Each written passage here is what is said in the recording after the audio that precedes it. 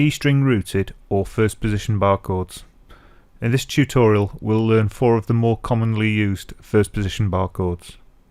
The major bar chord, the minor bar chord, the 7th or dominant 7th bar chord, and the minor 7th bar chord. There is a relatively easy technique to help you remember these 4 first position bar chords.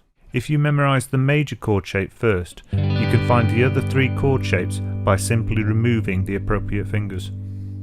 To find the minor chord shape, simply remove the 2nd finger from the major chord shape. To find the 7th chord, simply remove the 4th finger from the major chord shape. And finally, by removing the 4th finger and the 2nd finger from the major chord shape, we end up with the minor 7th chord.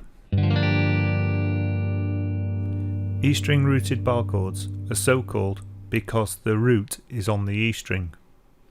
The root of a chord is the note that gives the chord its name. By moving these chord shapes up and down the neck of the guitar, they become different chords. The name of the chord is determined by which fret you play the chord in.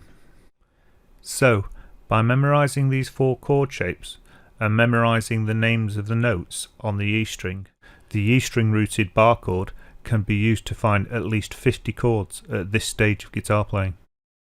For example, using the major chord shape in the 1st fret makes an F major, in the 3rd fret a G major, in the 5th fret an A major, in the 7th fret a B major, in the 8th fret a C major, and in the 10th fret a D major. Whilst we use the major shape for these examples, remember the other 3 chord shapes can be used in the same way.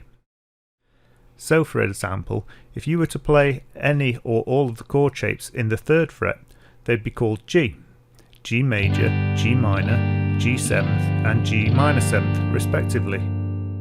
If you were to play the same chord shapes in the 5th fret, they would be called A major, A minor, A7th and A minor 7th. This rule is true for all the frets on the guitar.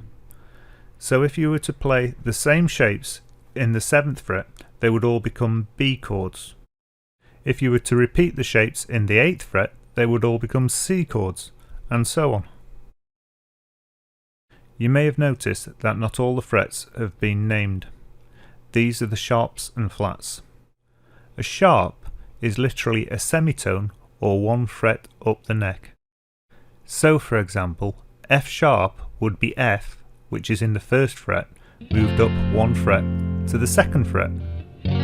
Or G sharp would be G, which is in the 3rd fret, moved up 1 to the 4th fret. Conversely, a flat is down a fret.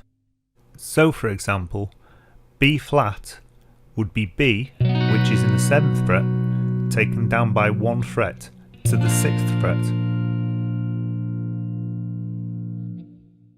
Hopefully from this tutorial you will have realised just how powerful and useful bar chords actually are. Whilst they are difficult to play, the brain work is relatively easy. If you can memorise the 4 shapes and the names of the notes on the E string, you'll have a whole host of chords which will make many tunes and exercises otherwise impossible to play. And if you're having real difficulty playing these chords and getting them clean, don't worry, they'll come clean in time. Your fingers just need to build up strength. So persevere and practice.